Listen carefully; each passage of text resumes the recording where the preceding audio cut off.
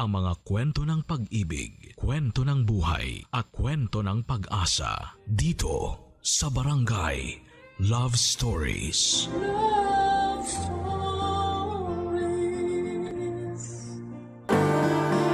May mga landas sa buhay na kailangan nating tahaking mag-isa. Sa ganung paraan ay mas makikilala natin ang ating sarili at maaari pa nating madiskubre kung sino yung mga karapat-dapat nating maging kasama. Ikaw kabarangay, minsan ka na bang naligaw sa daang tinatahak mo? Dear Papa Dudut, ang pag-ibig, pwede yang ikumpara sa maraming bagay sa mundo. Pero para sa akin, ang pag-ibig ay parang pag-akyat sa bundok. Siyempre sa una, andon yung excited ka, pero habang nasa daan ay makakaramdam ka ng matinding pagod at hingal. Maiisip mo na hindi pala ganon kadali at parang gusto mo nang sumuko, Papa Dudut. Hindi rin patag ang daan paakyat sa tuktok ng bundok. Puro lubak-lubak, madulas at mabato, na pwede pang dahilan para madapa, masaktan at masugatan ka. Bago ko po ipagpatuloy ang aking kwento ay gusto ko po munang magpasalamat sa inyong programa na Barangay Love Stories. Sakaling mapili niyong itampok ang sulat ko, itago niyo na lamang po ko sa pangalang Lorene, 30 years old at taga Mandaluyong. Mahilig po akong umakyat ng bundok, Papa Dudut, at masasabi ko na marami-rami na rin akong summit na narating. Halimbawa na doon yung paborito at binabalik-balikan kong bundok sa Benguet Mountain Province, na kung tawagin ay Mount Ulap. Naakyat ko na rin po ang Mount Pulag na nasa parehong probinsya, Mount Macolot sa Batangas, Mount Pinatubo sa Zambales, Mount Daraitan sa Rizal at marami pang iba. Sa totoo lang ay wala akong hobby noon. Boring akong tao kundi lang talaga ako na impluwensyahang umakyat. Sa bundok ng mga kaibigan ko ay baka wala akong ibang ginagawa sa buhay ko ngayon kundi ang magpakalunod sa mga papeles sa opisina namin. Papa Dudut, sumulat po ako para ikwento ang buhay, pag-ibig ko na mayahalin tulad sa nakakapagod at nakakahingal na karanasan ko sa tuwing umaakyat ako sa bundok. Magsisimula po ang lahat nung nasa college ako. Meron po akong nobyo si Arlo. Noong mga panahon na yon ay transfer ako sa eskwelahang pinapasukan niya. Matapos naming lumipat ng bahay dahil nag-iba ang destino ng trabaho ni Daddy. Malungkot nga ako noon kasi nasa second semester na ako sa kurso ko at naiwan sa dati kong paaralan yung mga close friends ko. Pero wala naman akong nagawa. Natatandaan ko pa na noong unang araw ko sa klase namin ay tahimik lamang ako. Kasi wala pa akong kakilala at kaibigan sa mga bago kong kamag-aral. Tapos nung lunch break, mag-isa lamang akong kumakain sa kantin. Yun din po yung pagkakataon na nilapitan ako ni Arlo para makiupo sa tabi ko at makisalo sa mesang kinakainan ko. Simula noon ay naging magkaibigan na kami, Papa Dudut. Gwapo po si Arlo. Artistahin, tisoy, may dimple sa magkabilang pisngi at merong magagandang pares ng mga mata. Crush na crush nga siya ng karamihan sa mga babae at binabae sa school namin at kabilang na ako doon. Pero alam ko na malabong magustuhan niya rin ako at maging special someone niya kasi napakasimple ko lamang talaga. Tamang pulbos lang at suklay. Sa kabila ng hindi namin pagiging mag-on, nakakaramdam pa rin ako ng selos, lalo na nung isang araw ay may nakita na lamang kong babae na umaaligid sa kanya. Tapos ay pinansin niya at madalas na niyang kasama. Sa inis ko ay iniwasan ko po si Arlo, bagay na napansin naman niya, Papa Dudut.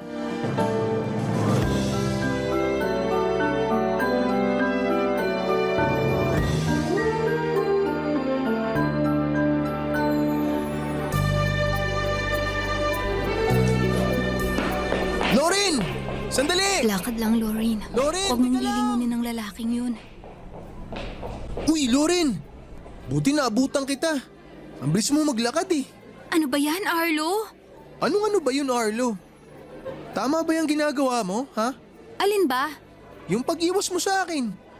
Akala mo di ko napapansin na ilang araw mo na akong iniiwasan, ha? Baka nag-i-imagine ka lang. Hindi kita iniiwasan, no? Pinagsasabi mo. Eh anong tawag mo dun?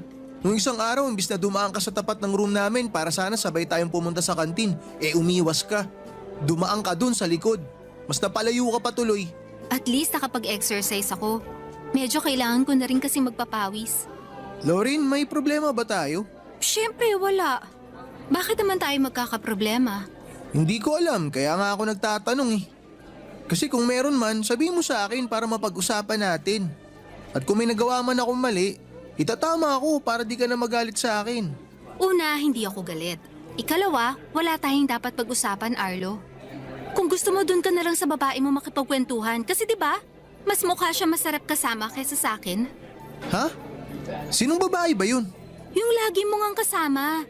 Yung kasabay mo pumasok tapos umuwi nung nakaraang araw. Ah, si Mirasol. Kahit ano pang pangalan niya, dun ka na. Lorin naman. Huwag mo ko maganyan-ganyan ah. At huwag mo na rin subukang itanggi kasi nakikita ko kayong lagi magkasama. Kulang na lang buntutan ka niya hanggang sa klase mo. Ganun na ba kayo ka-close? Tapos kumakatawa ka pa sa mga kwento niya, kita ko pang ngalangala mo. Ha! Diyan ka na. Uy, teka, huwag kang umalis. At bakit? May klase pa ako. Pag ako na-late sa klase ko, isusumbong kita sa prof ko. 5 minuto. Ano? 5 minuto ka ako. Bigyan mo lang ako ng 5 minuto para makapagpaliwanag. Bakit ko naman gagawin yon? Gusto ko lang linisin pangalan ko sa'yo. Kasi baka kung ano-ano na yung tumatakbo dyan sa isip mo tungkol sa amin ni Ate Mirasol eh. Ate? Kita mo na? Gulat ka no? Nauubos yung 5 minuto mo. Pinsan ko si Ate Mirasol. Pinsan? Oo, close kong pinsan yun. Kahit nung mga bata pa, malapit na talaga kami.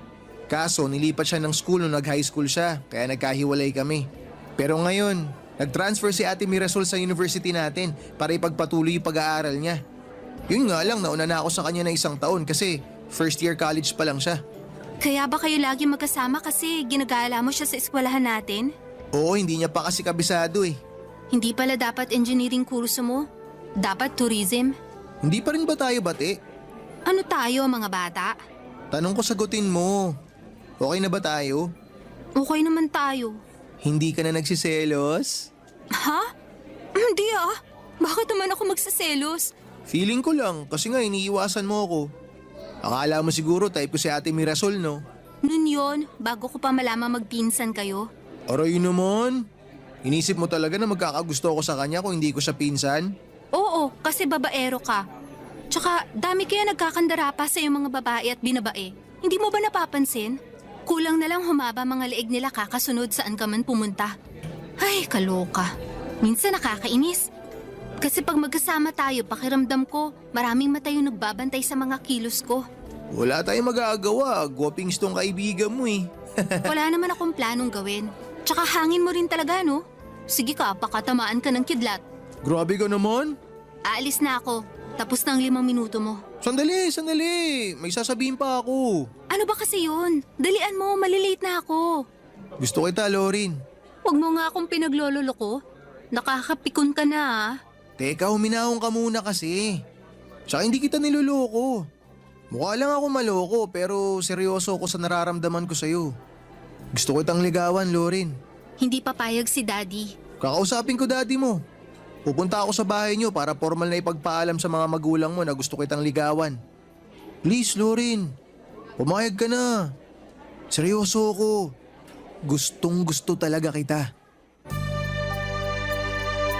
Si Arlo po ang unang lalaki na nagpakita sa akin ng interes na ligawan ako, Papa Dudut.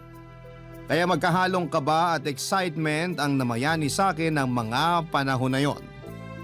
Tapos nagulat na lamang ako nung isang araw ay tinutuon niya ang minsan niyang sinabi na pupuntahan ako sa bahay namin para ipagpaalam sa parents ko ang panliligaw niya. Hinarap niya po sina daddy at mommy at sinserong sinabi sa kanila na gusto niyang hingin ang kanilang permiso. Kaya lang ay hindi po pumayag si daddy na maging kami habang nag-aaral pa kaming pareho. Bagay na nirespeto ni Arlo kaya nagustuhan siya ng mga magulang ko. Mabilis na nagdaan ang mga araw, linggo, buwan at taon. Consistent po si Arlo sa panliligaw niya sa akin kahit na wala siyang tsansa na sagutin ko dahil hindi pa kami graduate. Pero hindi na po ako noon makapaghintay, Papa Dudut, dahil hulog na ako kay Arlo. Bukod doon ay nababanggit din ng mga kaibigan ko na baka pag pinatagal ko pa ang pagsagot kay Arlo ay mag-iba ang ihip ng hangin. Magkagusto siya sa iba at ayaw ko pong mangyari yon, kaya naman sinuway ko ang bili ni Daddy matapos kong ibigay kay Arlo ang matamis kong oo. Hindi nagtagal ay naging kami pero nilihim po namin yon sa lahat, lalo na sa parents ko. Nung nakapagtapos na kami sa pag-aaral ay si Arlo sa kurso niyang engineering at ako naman ay accountancy, at nung nagkaroon na rin kami ng maayos na trabaho at karera ay saka lang namin inamin kina Mami at Daddy ang lahat. Hindi naman sila nagalit, Papa Dudut, pero pinayuhan nila si Arlo na huwag akong sasaktan. Sobrang swak po kami ng boyfriend ko. Nagja-jive ang mga ugali namin.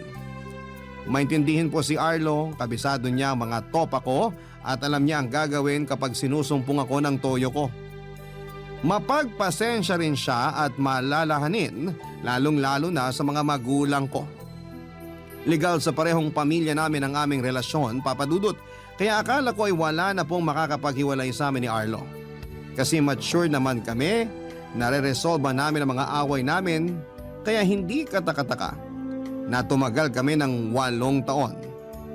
Opo, Papa Dudut, 8 taon. Ikakasal na dapat kami kasi nag-propose na siya sa akin hanggang dumating yung isang araw na nagkatampuhan kami at nahuli ko na lamang siya na nambababae, Papa Dudut.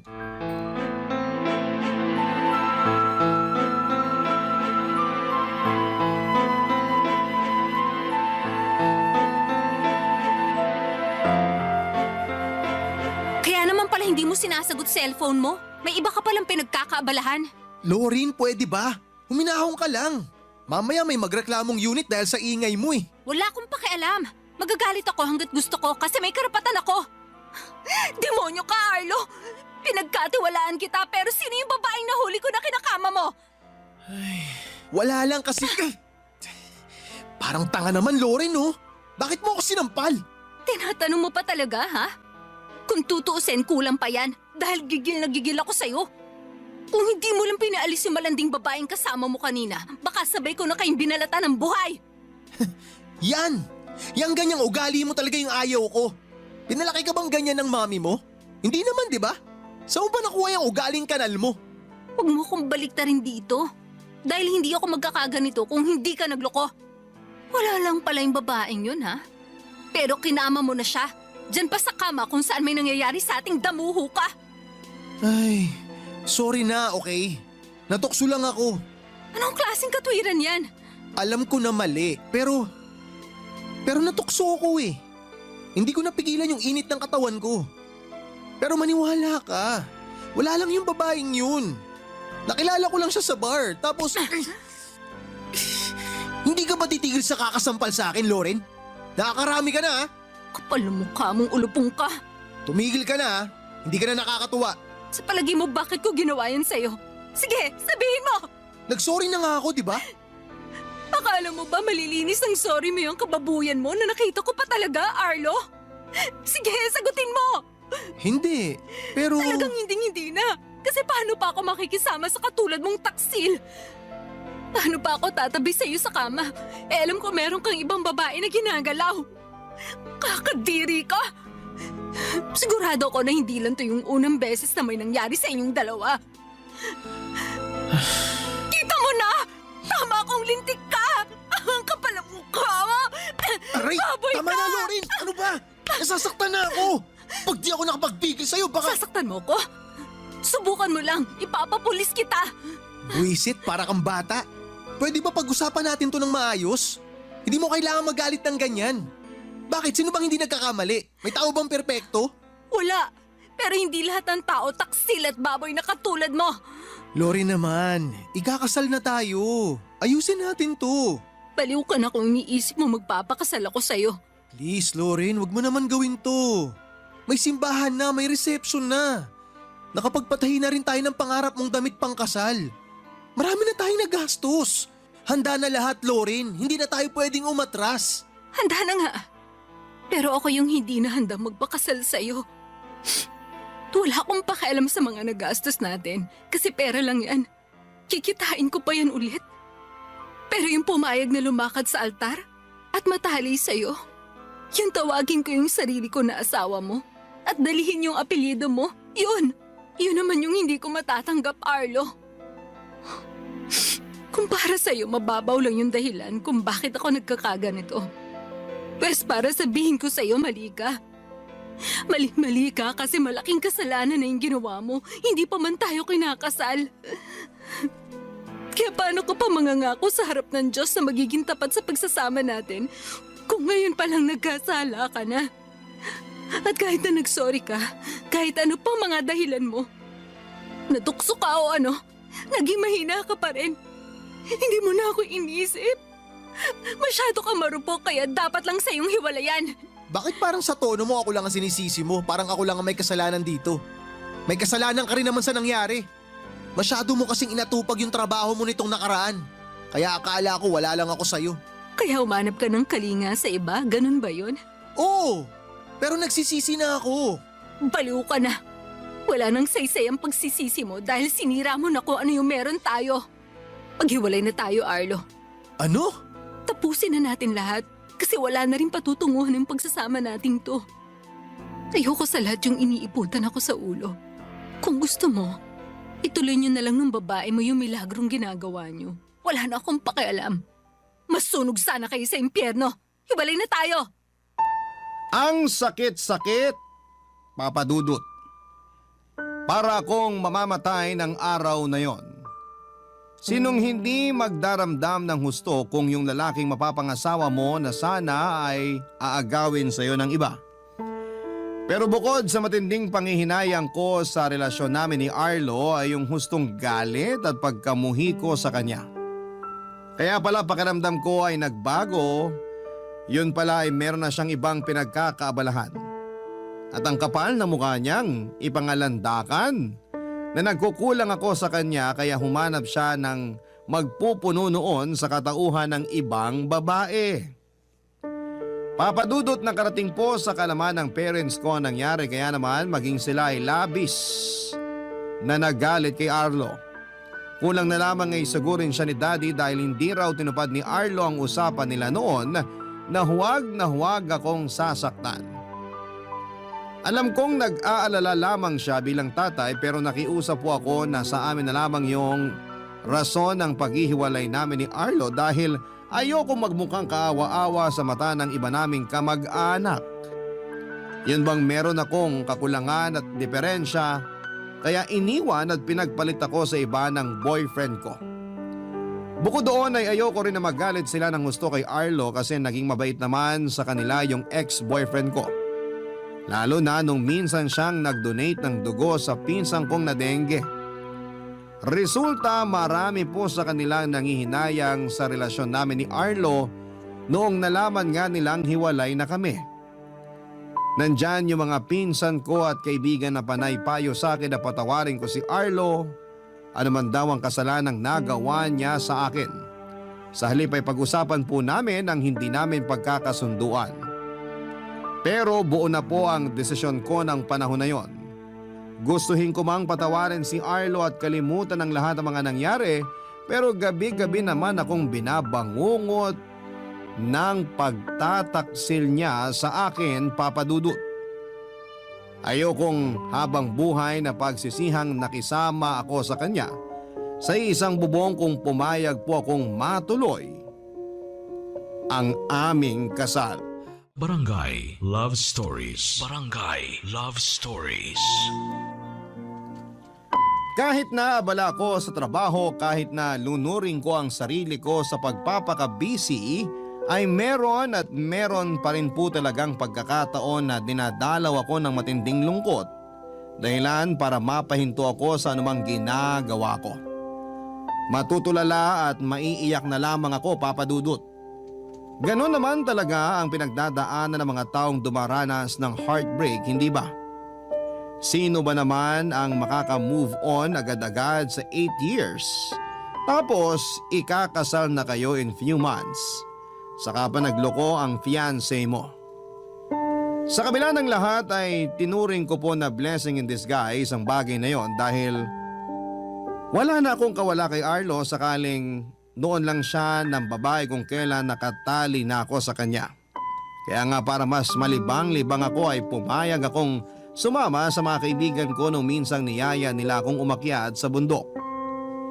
Masasabi kong masaya ang experience kong yon, lalo na nang makarating kami sa summit, Papa Dudut. Hindi po madaling umakyat sa bundok lalo na sa first timer na katulad ko. Pero iba ang pakiramdam kapag nakarating ka na sa summit. Sa katunayan ay hindi na maalis ang ngiti ko sa labi hanggang makababa kami at makauwi. Simula noon ay lagi na akong sumasama sa pag-akyat ng bundok ng mga kaibigan ko. Minsan kapag busy sila ay nagsosolo po ako. Bale nakikisama po ako sa mga grupo ng ibang tao na umaakyat sa bundok. Sa ganong gawain ay mas nakilala ko po ang sarili ko, Papa Dudut. Bukod doon ay lumawak ang mundo ko at marami akong naging kaibigan. Isa na po doon si Rico na namit ko nung unang beses akong namundok.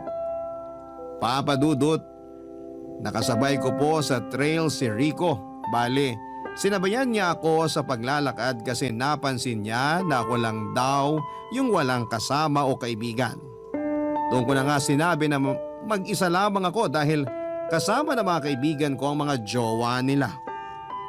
Guwapo po si Rico, Papa Dudut. Matikas ang tindig, batak na batak ang muscles sa katawan dahil sa pag-akyat sa bundok. Moreno, may magagandang mga ngipin na gustong gusto kong titigan kapag ngumingiti siya. Mahaba din ang pilik mata ni Rico at ganoon din ang buhok niya na tinali na niya para hindi kumalat at sumaboy sa kanyang mukha. So matutal ay naging maayos po ang akyat namin at maging ang pagkakamping namin sa bundok. Sa katunayan, Papa Dudut ay nag-offer po si Rico na sa tent na lang niya ako magstay matapos akong pilitin ng mga magagaling kong kaibigan, Papa Dudut.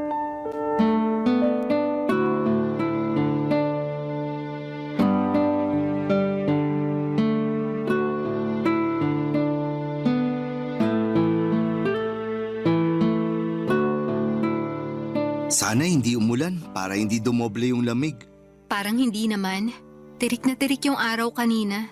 Hindi mo kabisado panahon sa bundok. Pabago-bago. Ganun ba? Paano yan pag umulan? Hindi ba kaya nitong tent mo? Kaya naman. Basta wag lang humangin ng malakas. Pero hayaan mo na. Kasi mukhang tama ka nga. Hindi naman uulan. Halika, upo ka rito sa tabi ko. Ayoko nga. Baka mamaya may magalit eh. Sino namang magagalit? Rico, huwag mo nang bilugin ang ulo ko. Una, sinabayan mo ko paakyat dito sa campsite kanina.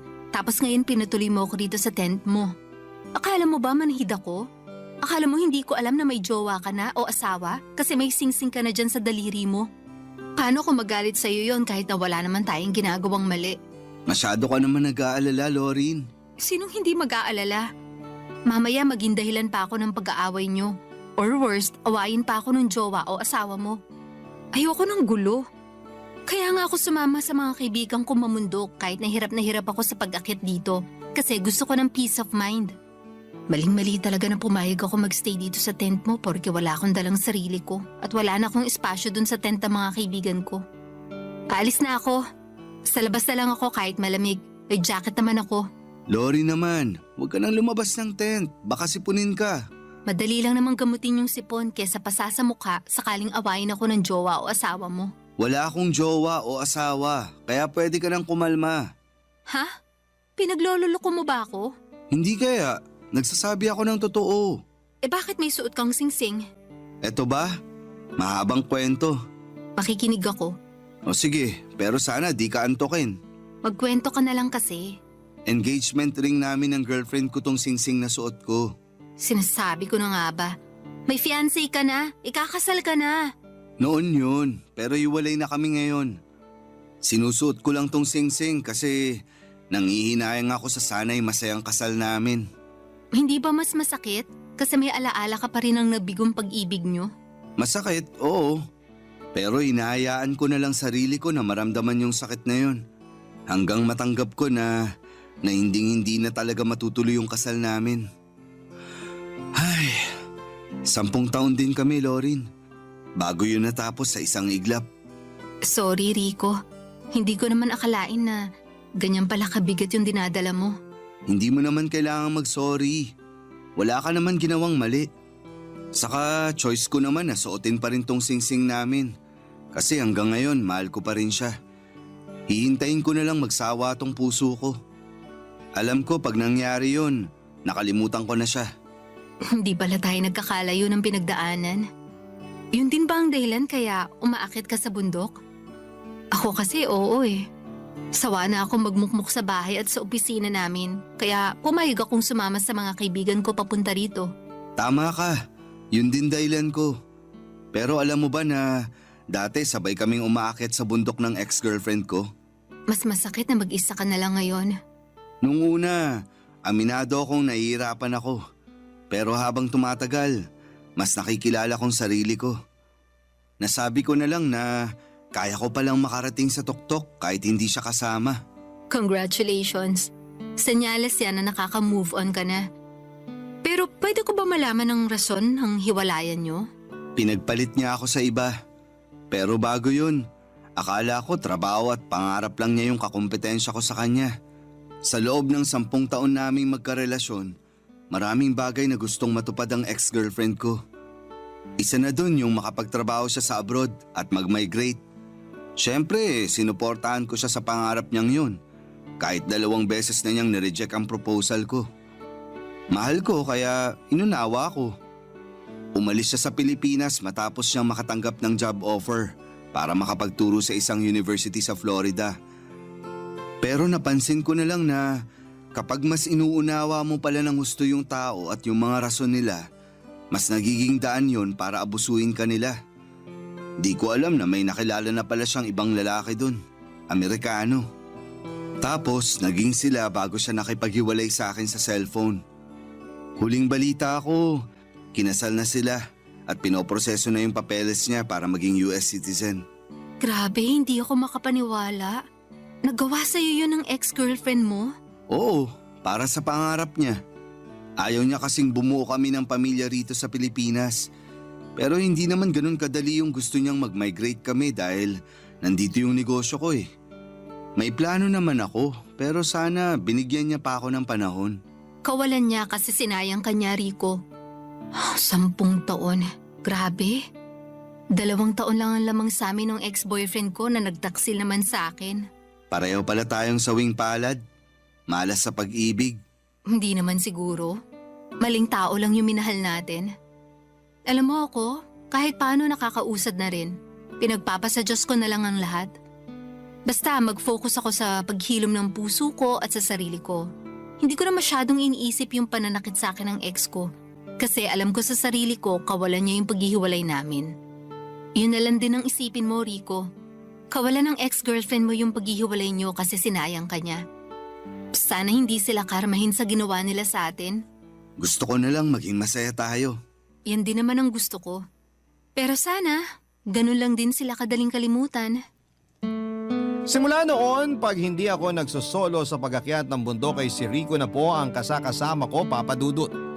Marami po akong natutunan sa kanya lalong-lalo na sa mga teknik kung paano mas mapapadali ang pag-akyat namin at mas magiging ligtas at maingat. Wala po talaga akong masabi sa galing at talino ni Rico. Bukod doon ay komedyante rin siya kung minsan. Kaya nga laking pangihinayang ko rin na hindi sila nagkatuluyan ng girlfriend niya noon. Pero thankful ako kasi hindi siya napunta sa maling babae. Kung tutuusin ay pareho kami ng kapalaran ni Rico pagdating sa pag-ibig. Sawing palad kumbaga. Kaya siguro kami pinagtagpo ng tadhana para meron kaming isa't isa na mapaglalabasan ng sama ng loob at hinanakit sa mundo. Hindi nagtagal ay umamin po si Rico na nagugustuhan na niya ako. Tapos nagpaalam siya sa akin na kung pwede raw bang manligaw siya. Bagay na hindi ko na tinanggihan pa. Sa totoo lang, hindi mahirap mahalin ang katulad ni Rico at mahigit 1 taon na rin naman simula nang maghiwalay kami ni Arlo. Kaya ang sabi ko sa sarili ko ay baka panahon na para bigyan ko ng tsansa yung puso ko na magmahal ulit. At yun nga ay sa katauhan ni Rico Papadudut. Businessman po siya at kapag hindi kami umakyat sa bundok ay madalas naman kaming nagde-date. Kay Rico ko po nahanap yung lalaki na palagi nandyan sa tabi ko sa isang tawag ko lamang. Kaya nga sa pagkaraan ng 2 buwang panliligaw niya sa akin ay sinagot ko na si Rico at naging boyfriend ko na siya, Papadudut. Tumagal po ng 5 buwan ng relasyon namin hanggang isang araw. Meron pong bagay na ginawa si Rico na hindi ko po lubos na inaasahan.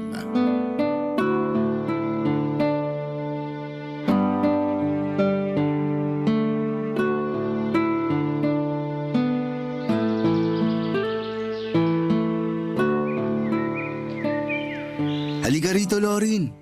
Dito tayo banda. Sweetie, baka hanapin na tayo ng mga kasamahan natin. Kanina pa tayo nakahiwalay sa kanila. Hindi yan. Saka nakausap ko naman yung guide natin. Sabi ko, bigyan lang ako ng ilang minuto bago tayo bumaba. Wala naman tayong kasunod na grupo na aakyat dito sa summit. Okay, pero bakit mo ba kasi ako hinatak dito? Basta, Ayaw mo ba ng group picture sa kanila?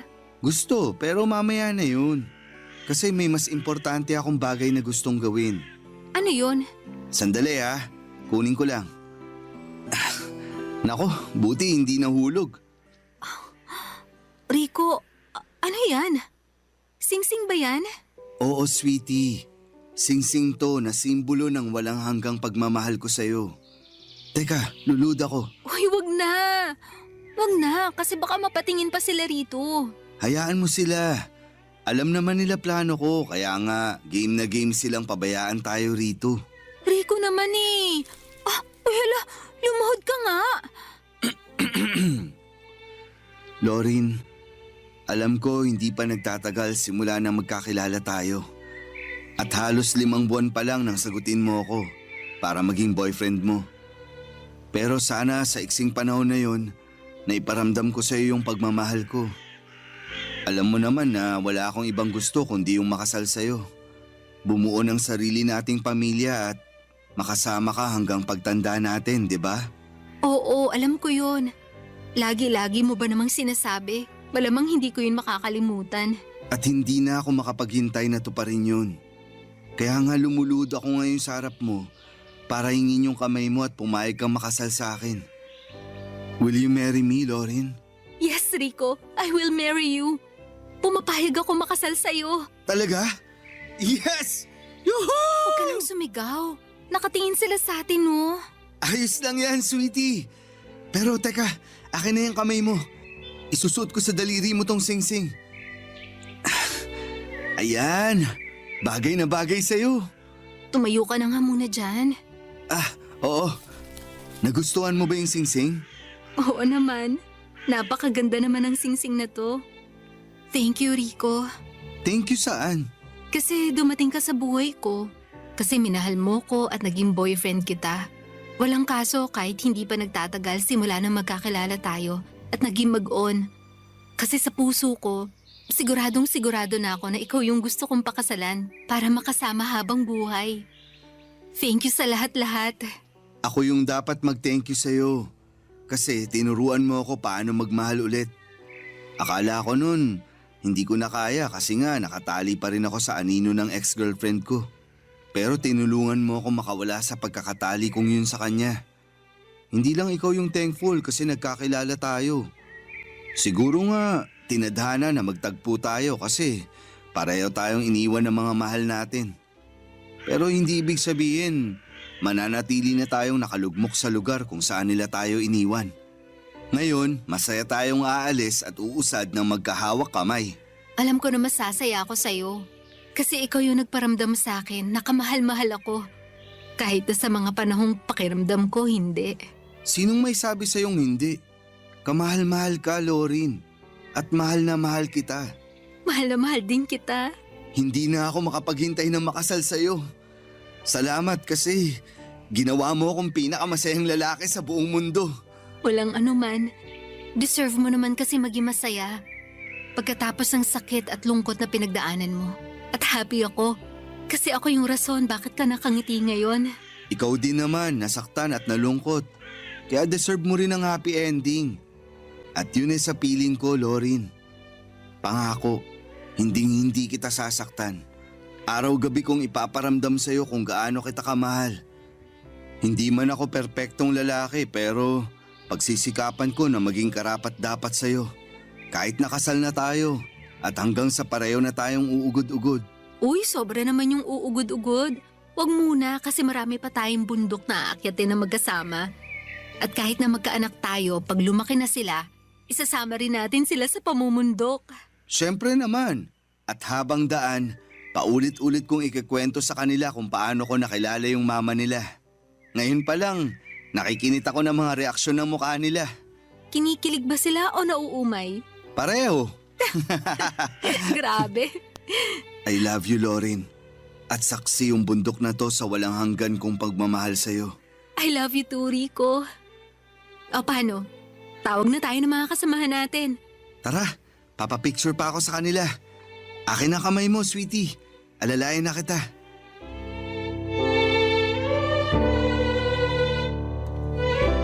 Mahal ko po si Rico, Papa Dudut, at walang duda yon. Kaya nga kahit na hindi ko po inaasahan ang pagpopropose niya ay nag-yes po ako at pumayag na makasal sa kanya, Papa Dudut. Laging sinasabi sa akin ni Rico na mahal niya ako, na gusto na niya akong maging asawa. Sa totoo lang ay wala naman po yung kaso.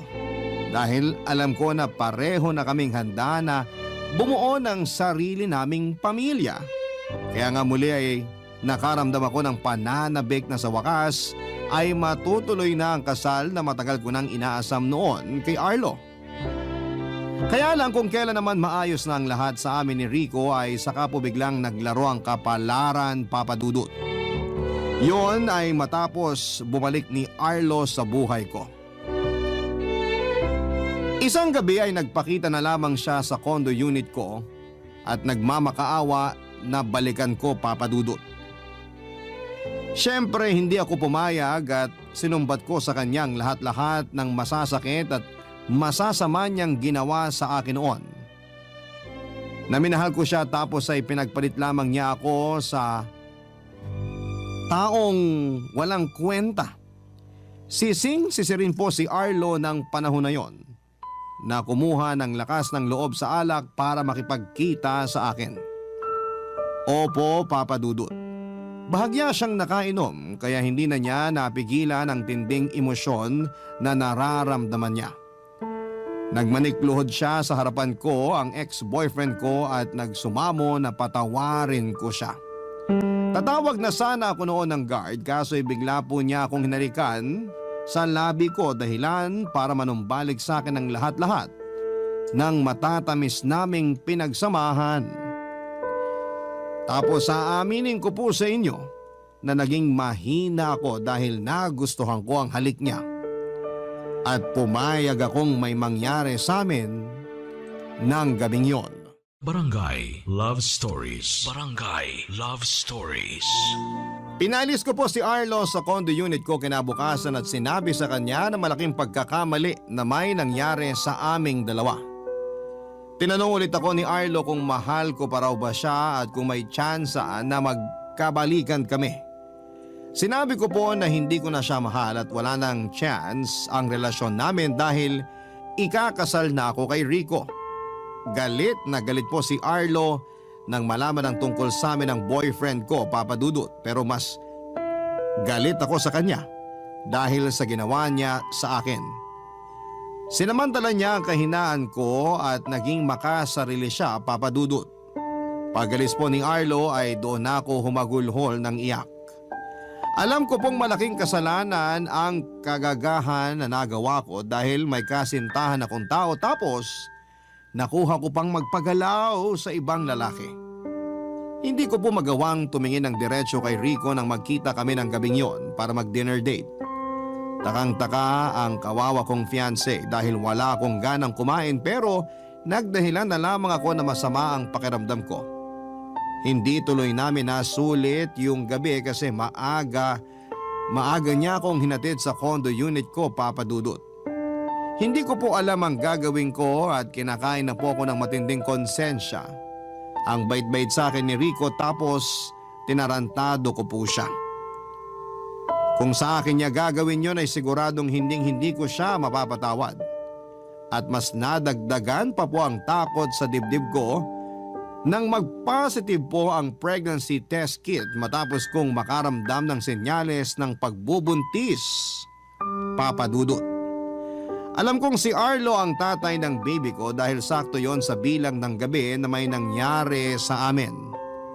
Bukod doon, ay 1 buwan na rin kami noong hindi nagkikita ni Rico matapos niyang magkaroon ng business trip. At yung dinner date na yon, sana ang una naming pagkikita after a month. Papa Dudut, alam kong hindi ko maililihim habang buhay ang baby sa sinapupunan ko. Ayoko namang gumawa ng isa pang kasalanan kung ipapalaglag ko ang bata. Anak ko pa rin siya. Nananalaytay pa rin sa kanya ang dugot laman ko. Kaya ginawa ko po ang isang bagay na alam kong makakabuti sa amin ang anak ko. Umasa na lamang po ako na papanigan kami ng kapalaran at sa huli magiging maayos pa rin ang lahat, Papa Dudut.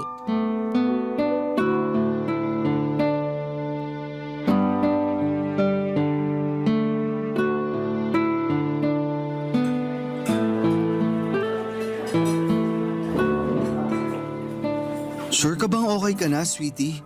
Oo naman. Bakit mo natanong? Maputla ka kasi. Tapos namamawis pang kamay mo nung hawak ko. Ha? Ay sorry. Ayos lang naman pero nag-aalala ako. Ayos lang ako. Wala akong sakit, sweetie. Hindi mo kailangan Lorin, Pakiabot ng tubig. eto. Ano ba nangyayari? Kailangan na ba kitang dalhin sa ospital? Hindi. Kumalma ka lang. Okay lang talaga ako. Salamat pala sa tubig. May sakit ka eh. Paano ako kakalma? Rico, wala akong sakit, okay? Buntis ako. Ha? Buntis ka? Oo. Kamakailan ko lang din nalaman. Kaya ako nagkakaganito pero wala akong sakit. Pero paano ka nabuntis? Di ba? Patawarin mo ko, Rico. Pero nagkasala ako sa iyo. Hindi kita maintindihan. Nung wala ka, nung nasa business trip ka, nagpakita ulit sa akin si Arlo. Pumunta siya sa condo unit ko para magmakaawa na makipagbalikan sa akin. Siyempre hindi ako pumayag pero... Pero ano? Hindi ka pumayag pero nabuntis ka niya? Paano nangyari yun? Sige nga. Pwede bang kumalma ka lang? Pinagtitinginan tayo ng mga tao. Ano ngayon kung makiusoso sila? Wala na akong pakialam. Kahit pagpiestahan nila tayo. Kasi masakit yung ginawa mong pagtataksil, Lorin. Kaya nga nagiging tapat na ako sa'yo ngayon. Natukso ko, nagkamali. Naging mahina ako kaya may nangyari pa rin sa amin ni Arlo ng gabing yun. Pero kinabukasan sinabi ko sa pagmumukha niya na hindi ko na siya mahal. Dahil ikaw ang mahal ko, Rico. Sa tingin mo, kaya pa kitang mahalin pagkatapos ng lahat? Anong ibig mong sabihin? Nagpagalaw ka sa iba habang tayo pa. Tapos ngayon dinadala mo dyan sa tiyan mo yung batang hindi ko naman dugot laman. Kaya paano pa ako makikisama sa'yo? Sige nga.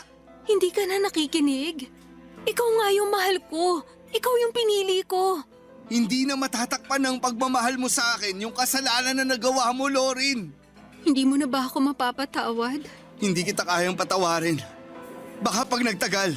Baka pag nabagok ulo ko tapos makalimutan kita. Pero hindi ngayon. Alam ko naman na nagkamali ako kaya sising-sisi na ako. Ayoko lang na gumawa pa ng isang pagkakamali. Kaya kahit mahirap, sinabi ko sa iyo yung totoo. Bakit parang lumalabas na utang na loob ko pa sa iyo yung pagsasabi mo ng totoo? Hindi mo habang buhay may tatago yung pagbubuntis mo, Lorin. Lalaki at lalaki ang tiyan mo at questionin din kita. Alam mo, mas masahol ka pa sa ex-girlfriend ko. Pero pareho lang kayong manloloko. Wag na wag mo akong ikukumpara sa kanya. Magkaiba kami. Wala kayong pinagkaiba. Kasi pareho nyo lang akong sinaktan. Akala ko pa naman ikaw na yung babaeng makakasama ko habang buhay. Pero nagkamali pala ako. Napakasama mong tao, Lorin. Wala kang konsensya. Rico, please. Intindihin mo sana yung sitwasyon ko. Hindi ba makasarili na hilingin mong intindihin kita? Nasasaktan nga ako sa ginawa mo sa akin. Ayaw na kitang makita ulit, Lorin. Bahala ka na sa buhay mo. Saan ka pupunta? Sandali. Huwag mo kong iwanan dito. Mag-usap tayo. Makinig ka muna sa akin. Wala na tayong dapat pag-usapan. Kasi narinig ko ng mga dapat kong marinig. Mahal kita. Pero hindi sapat yon para gustuin pa kitang makasama bilang asawa ko. Kaya pasensyahan na lang tayo. Maghiwalay na tayo. Huwag na huwag kang magpapakita sa akin. Kasi sukang-suka ako sa pagmumukha mo. Rico, sandali. Huwag mo kong iwan, Rico. Hindi ko kaya pag nawala ka sa akin. Pakiusap, huwag kang umalis. Bitiwan mo nga ako. Hinabol mo pa talaga akong baliw ka. Di ka na ba nahiya sa mga tao rito? Wala akong pakialam sa kanila. Yung mahalaga sa akin yung relasyon natin. Pinagsasasabi mong mahalaga sa'yo relasyon natin.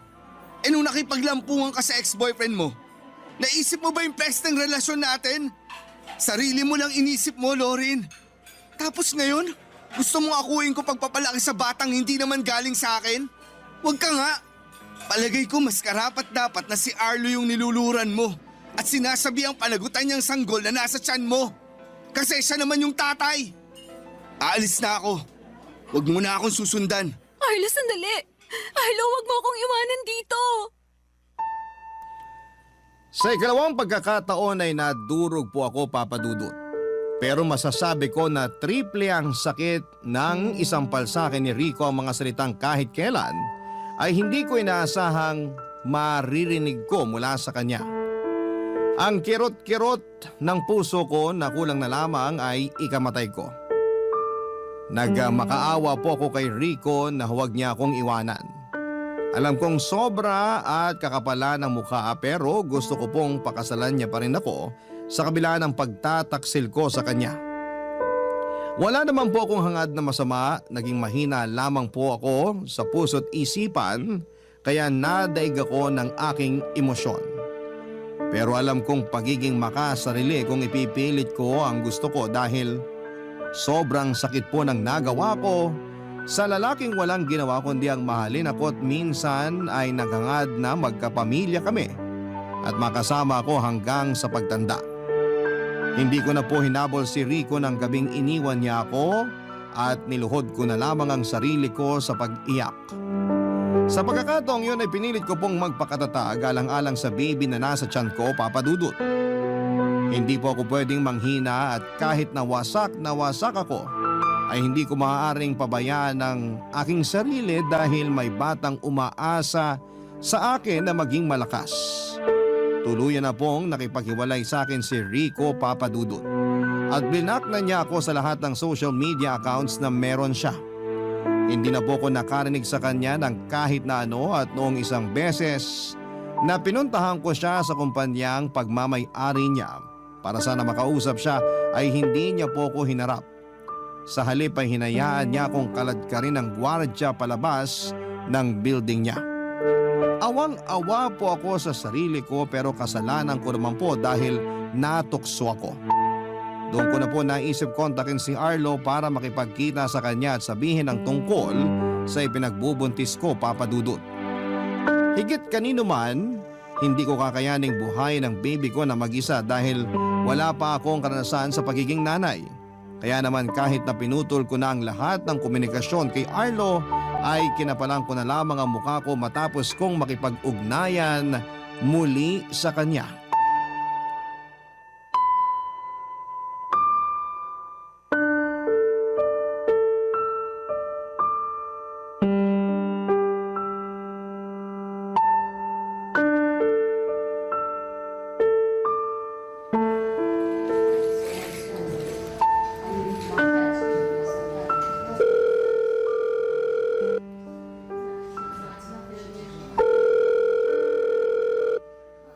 Arlo, sagutin mo na ang phone.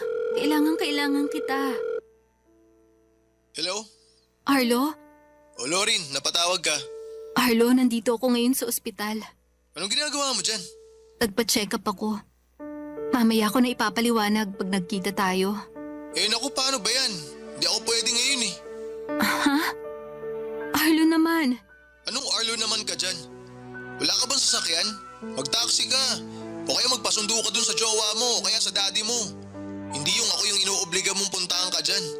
Matapos mo akong i-block tapos ngayon tatawag-tawag ka. Pasensya ka na, hindi ko naman sinasadya. Alin sa mga masasakit na sinabi mo sa akin noon yung hindi mo sinasadya? Pinalayas mo pa nga ako sa kondo mo, di ba? Tapos ngayon dadramahan mo ako ng ganyan. Kaya nga humihingi ako ng paumanhin. Nabigla lang ako noon. Puntahan mo na ako rito, sige na. Wala akong dalang sasakyan. Nag-taxi lang ako papunta rito. Tsaka gusto rin kasi kita makausap. Ano pa bang pag-uusapan natin eh? Parang nasabi mo na lahat. Arlo, please naman. Alam mo, kanina ka pa eh. Kung sabihin mo na lang kasi ngayon sa tawag na to yung dapat mong sabihin. Bakit kasi gusto mo pa magpakita eh? Busy nga ako ngayon. O ano? Di ka na magsasalita? Bababaan kita. Buntis ako. O edi congratulations!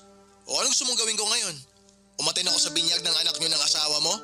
Yung ba sana yung sasabihin mo sa akin kaya ka tumawag? Hindi si Rico yung ama ng baby ko, kundi ikaw. Prank ba yan? Kasi kung oo, tigil-tigilan mo ako, Lorin ha. Hindi ako natutuwa. Hindi to prank.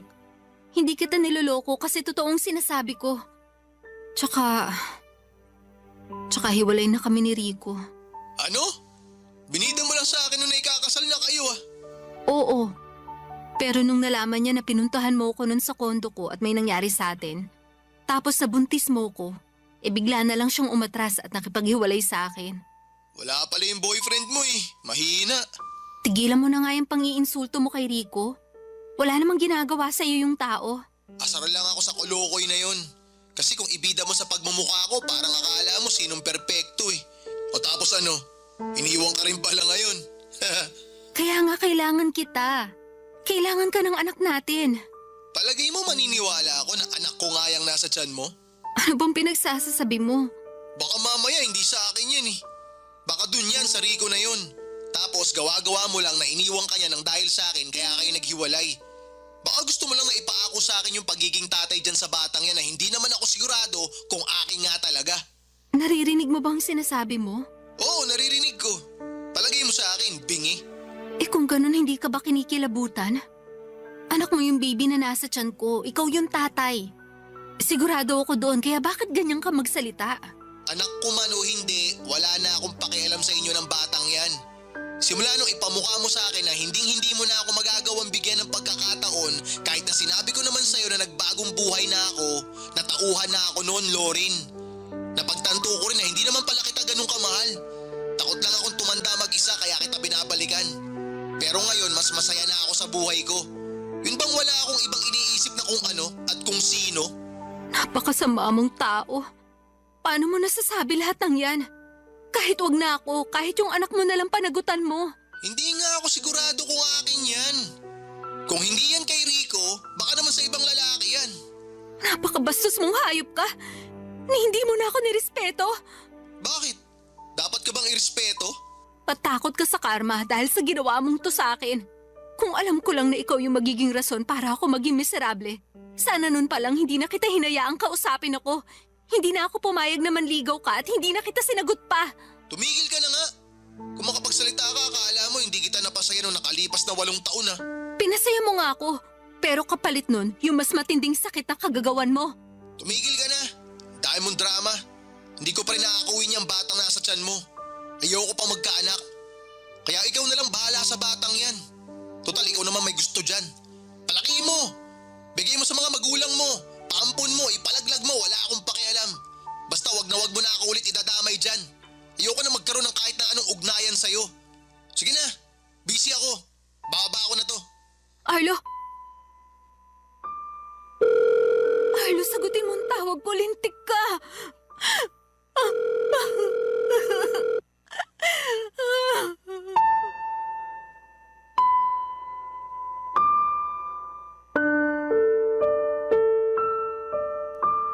Hindi ko na paulit na kontak si Arlo Papadudut dahil ako naman ang blinak niya ng number katulad ng ginawa ko sa kanya noon.